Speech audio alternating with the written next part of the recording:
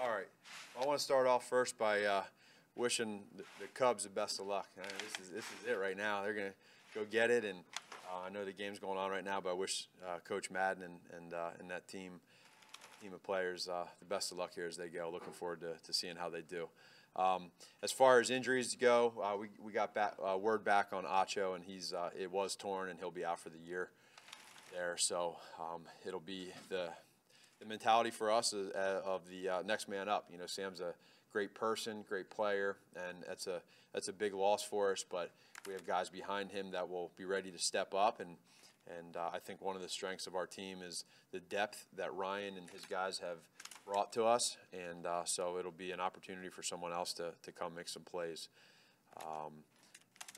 So again, just going back, watching the tape of the game, it was a great effort by all the guys, a lot of great. Collectively, there was a lot of different people that stepped up and played well, and so when you have those type of games, they're fun to be a part of. It didn't just start yesterday, though. Again, I go back to it was really a great preparation, and then when they had the opportunity in the game to make plays, everybody on the field for our team was making plays, and so that was a great win for us. We got to carry it on, have a good bye week here, get some rest, and then let's gear back up here for the Dolphins. From an offensive strategist viewpoint, what has made Tariq so valuable in your eyes? Well, he's versatile in the fact that I think I said this when I got the job was people compared him to Tyreek Hill in Kansas City, and the one difference they're different players. Now, you know, Tyreek is exclusively in Kansas City exclusively a wide receiver, and there is times where Coach Reed will put him in the backfield and run the ball. The one difference with 29 with Cohen is that he can really, you know, he can do both. He is a threat to run the ball between the tackles when he's in the backfield, but if you move him out and you put him in the slot as a wide receiver, he's shown to do that as well. So that's an advantage for us as play callers, for us as coaches, and so that can stress the defense because they either have to put a linebacker in the box that is going to stop the run but struggles versus pass, or they put a nickel out there, and now you can look to run. How much did you know about him when you initially took the job, or how? Well, I knew about him just from coming out of college, but I didn't know everything about him. First of all, I didn't know how great of a route runner he was. I didn't know how well he was going to be able to handle this playbook. He's really exceptional at being able to just digest everything we give him. And then he has such natural hands. He has big hands for a little guy. He has really big hands, and so it makes it a little easier for him to catch. And then his personality is just second to none. I mean, the guy he truly loves to play the game of football. So you mix all that together, and it's an easy target for you to try to throw to. From a play design standpoint, you guys had a couple big plays yesterday where you had a receiver sort of following another receiver into space and capitalizing behind. What challenges does that type of design put on a coverage? Well, there were some different ones in there. Are you talking about the one to Bellamy? Well, I'm talking about the Burton one where he was following Allen Robinson and then he kind of went to yeah. Also the Tariq touchdown where he was behind Taylor. Sure, yeah. So those are some swing type concepts that we run, and you know, it was a thought that we liked going into this game plan that we thought could be executed the right way. It's a shot as well, and so there's a couple different coverages you could get to that. Some are good, some aren't so good to get against it, and we happened to get some coverages that we liked, and then the guys they executed the play. So. We did have more shots built into yesterday's game plan, and you got to call them so that we can run them, and we did both yesterday. But in terms of having the guy following, no, there's no follow involved in it. I'm saying, but he obviously goes through the space that another receiver has cleared. That's just part of the concept. But I'm saying, how does that challenge defense? I guess what you're asking is, so really what it becomes is it's like a switch release, right? And so that's hard because there's crossing, right? There's a communication process between the defenders, meaning the corners and or the safeties and the linebackers. And anytime you get three things three elements that have to communicate, or three parts of something that got to communicate. That can be challenging. And so depending on what coverage they're in, there's either more or less communication. So what you're getting to is the whole switch release or twist concept, where you're replacing where guys are coming from. So yeah, the communication process to the defense becomes harder. And with the Bellamy touchdown, Yeah. with the setup with the bubble screen, as a play caller, what's kind of the thought process? Because you've kind of been able to set that up for a few weeks, and then knowing when to use a play like that, and then all the execution that goes into it. The biggest part of those type of plays is they're either hit or miss. They either work or they don't work, and so we've been throwing some bubbles of late, and teams have been doing a good job at defending it. So everything in this offense comes off of something, and there's a counterpart to each play, and so we just felt like teams have been pretty aggressive with the bubble concept, and we felt like this was a good time to test it out. And again, like I said, sometimes it works, sometimes it doesn't, and that's not in practice. It's hard to scheme that play because you don't always get the reaction that you expect from a defense in practice. So in the game, you get more of a reaction, and so it's a little cleaner, and it happened to be wide open. And going off that, we asked you a couple weeks ago about your rhythm as a play caller. How did yesterday feel different? It felt a lot better. I don't know exactly why, other than I think the mindset of just kind of cutting it loose, and I think for all of us, I told you, for Mitch, for these players around him. When your defense is playing as well as they're playing, it can create a little bit of pressure on yourselves, all of us involved in trying to be better. You want to help your team, and we knew that we were close, but we knew that we weren't doing enough of our job to help the team. So one way to fix that, in my opinion, is to just play loose. Everybody, just cut it loose, and don't worry about playing tight. Don't worry about making mistakes. Worry about good things happening, and I think we all did that, and myself included. You play aggressive. I told you that when I got here that I was going to be an aggressive play caller, an aggressive coach, as long as it was calculated and made sense. And I feel like yesterday was probably we showed that. How will you use the bye week to kind of evaluate your own progress? So as a team, we'll self-scout. We'll see what we're doing, if there's some tendencies where we're at with that. Every team will do that. But matter of fact, we just came back from a meeting as an offensive staff, and we're talking through the logistics of how we can get better Monday through Friday as a staff. And how do we organizationally get better within communication of let's fix this, let's do that, let's get this done by 6 o'clock at night instead of 9 o'clock at night. Little things that no one thinks of. That's what we're doing right now too, being our first year. This isn't just about the offense or the defense. This is about us as a staff. And so we're going to do everything we possibly can to help everybody in this organization. And that's one way during this bye week that we'll try to clean that stuff. Does a certain coach have too many responsibilities? Is he doing too much and it's taken away from him being a good coach? So just little things. Yesterday, Trey Burton. Matt, the thought behind giving them the entire week off as opposed to practicing, say, Monday or Tuesday, Wednesday. Yeah. And was any of this kind of in a fun way contingent on winning? Zero. None of it had to do with winning or losing. This is what we were going to do from the start. It's something that I've taken with me from what we've done in the past in Philadelphia and in Kansas City. Coach Reed's had a hell of a record coming after bye weeks, and it doesn't mean that you win every time coming off of a bye, but there is a method to the madness, and I think the biggest thing with this is that it's okay. You want to give your coaches and your players a breather, and you have enough trust in them to understand that they're professionals and they need to take care of themselves, and it's important in so many different areas, and I feel like sometimes you can overdo it and you can just try to squeeze every little ounce of time that you're allowed or permitted with these guys, and in my opinion, I think it's just better to just let them have their time, regroup, understand that this is a long stretch here. So if we're going to get an opportunity to take a breather and re-energize, now is a great time to do it, and for coaches and players. Matt, yesterday. Matt, you talked about. Go ahead.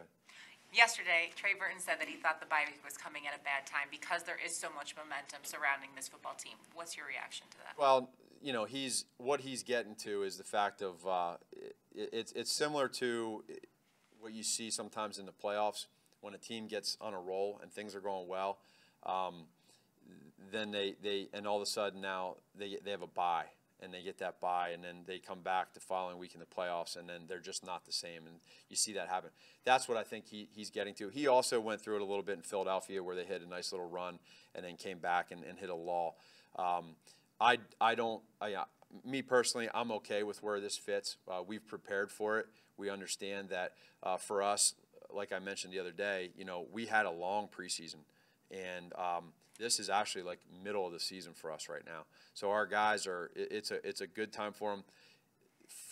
Mentally, it's crazy how it works. If you lose a game, because I've been on both sides, if you lose a game going into the bye week, it's almost like you lose 2 games in a row because you got to sit on that loss for next week. If you win a game, it's like you're winning 2 games in a row because you won the other day, and now you feel like, you know, you have that confidence and you feel good about that following week. So that's how we need to look at it. And then the other thing is, you got to keep the horse blinders on, and you cannot let any of the noise affect who we are as a team. So I say the same thing if we were 1-3. It's a long year. We need to understand that, you know, control what we control, and one game at a time mentality. Don't get too high. Do not think that you're a playoff team. Do not think that you're a team that can just go out in the field and win because you're 3-1 and you're Chicago Bears. That's not true. We need to understand that every game we need to bring our best, and there's too much there. That was a rare game yesterday to win by 38 points. There's too much parity in this league, and we need to have, as a young team, we need to have the mentality of one game at a time. Matt, you guys had. You mentioned that you wanted to see the plays for Matt. How much did that possibly contribute to the explosive output on Sunday? No, it didn't. You know, Mitch has done a great job at taking everything in. We did some things a little differently, which I'm not going to get into the exact stuff that we did different, but we didn't lessen it. I can tell you that he's done a great. These guys have done a good job at really taking it all in. We dug into more of the whys of some of the concepts that we're doing, and maybe done some changed up on how we got to different concepts, and so there was still for where we're at right now in this offense, we feel like we found a good balance for them, but we certainly didn't go with a lot. I mean, I still had a lot of stuff on my play call sheet yesterday. The second drive, Mitch missed Wims on that pass, yeah, the near sideline, and then took a sack. In previous games, it seems like that might have snowballed into something worse. And then comes out in his 4th straight touchdown drive. So what kind of in Mitch, what did you see on the sideline after that drive that kind of allowed him to? I saw in him yesterday the same things I've been seeing even in previous weeks if we missed one. And so, for him, the last couple weeks we've really tried to focus in on not letting that affect his play. And so a few weeks ago when he threw those 2 picks in Seattle, that was the first start of when I noticed that after a bad play, regardless of whether his fault or not, there was no waiver from him. He just moved forward with it. And one of the neat things about him yesterday was if you flip it and all the good that was happening with him, there was no waiver. It wasn't something where he felt cool now and calm that he's having successful plays. He wanted more. And when you see that and you feel that, it's just infectious. It's contagious. Your players feel it. I feel it as a play caller. Don't let the foot off the pedal. And I think that's probably more significant. How did he react to good things happening versus how did he react to negative plays? Have you been able to isolate things you guys can control that contributed to Mitch having the week in practice that he had? Did you learn anything just about, you talk about coaches, out what Monday through Friday is like. Yeah. How does that apply to Mitch? It applies to him. I mean, I think it's significant that there's a communication process to him of him understanding what we're doing to try to make this thing go better.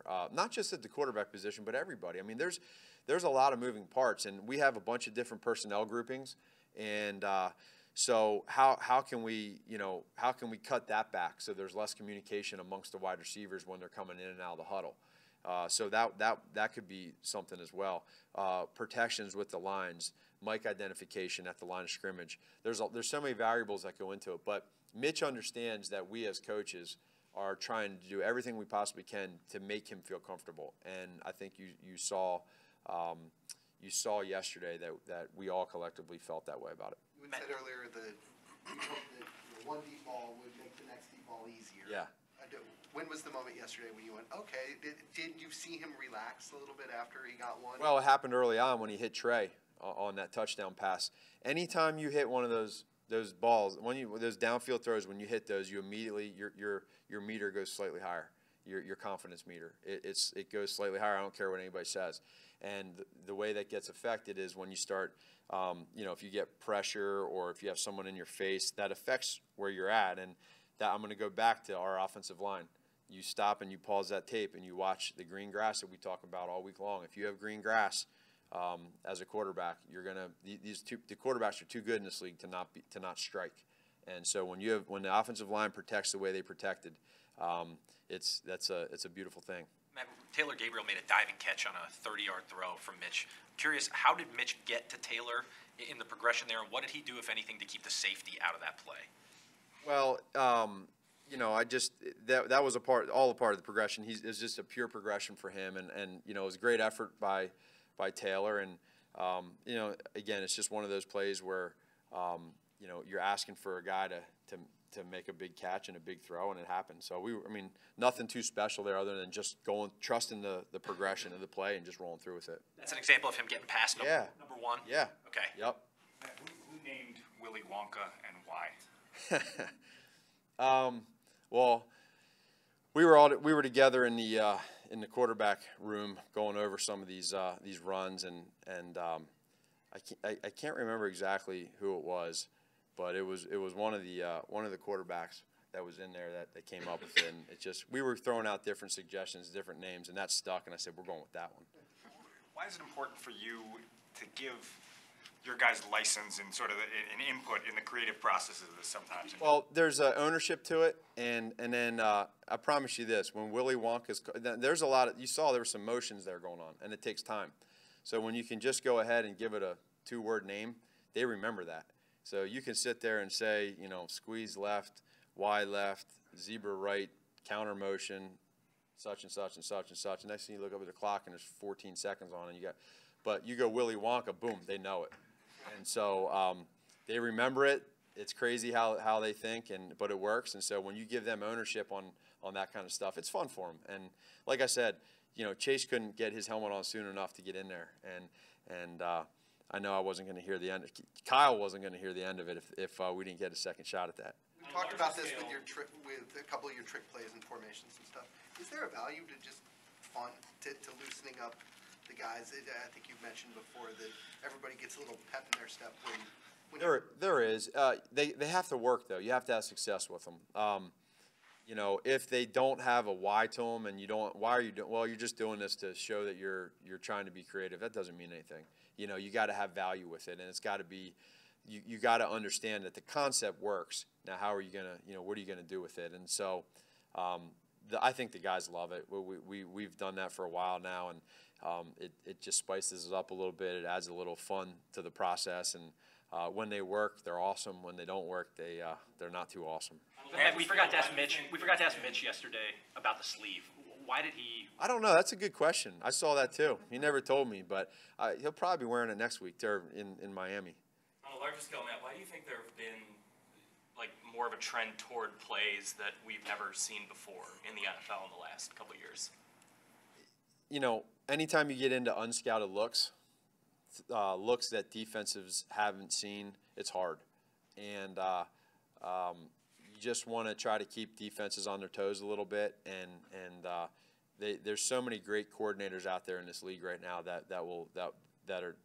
they'll put their guys in great spots. And so I think that if you just stay vanilla and you just stay and you just try to continue to run the same things over and over again, eventually defenses will figure it out and they'll stop it. So adding some creativity to it, some misdirections, and you're doing multiple things from it, it's hard. It's hard to defend. So you got to always try to stay one step ahead of these defensive coordinators because they're pretty good. Kevin White hasn't been targeted this year, but how have you seen him? So, yeah, that's one thing that I should have mentioned yesterday after the game was the significance of him yesterday with he had around 25 plays, and they were productive plays. And I'm really proud of him right now because he made some great blocks. And what we look for, you can see yesterday there's a lot of guys, the ball got spread around a little bit, and different guys were catching it. And that's going to be like that, I think, as we go here. You're going to see that it may not always be the one guy all the time. And that's when you do that, it makes it harder on the defense. So with Kevin, he did what we asked him to yesterday. He did everything great. He's had an unbelievable attitude all week in practice. And I think that what you'll see with him is just a continued growth within this offense, whatever that role is. And, again, I thought he did a great job when he was in there, and it's just one of the, who knows, now next week he could get more targets, or we'll just have to, or not next week, but Miami, we'll have to see how it goes. Have Matt, you as far talked as to? distribution of carries, has that become more of a 50-50 job share, or is that predicated on the defense or the game? Yeah, I think it's probably more by game. I think, again, when you have a guy like Jordan, Jordan obviously is more of a run between the tackles guy, and he's really good at it, but yet you can move him out, and you see he can catch the ball and do some good things in space. And then when you have 29, Tariq, he can come in and do what he did yesterday. So it just it makes it hard for the defense. James Daniels, Tariq would wear down over the course of a season. Say that again? Is there any concern that Tariq might wear down over the course of a long season? No. We went through that with Tyreek Hill, and I have a pretty good balance on how to handle that. James Daniels. How's James look overall? Yeah, he did good. He was good.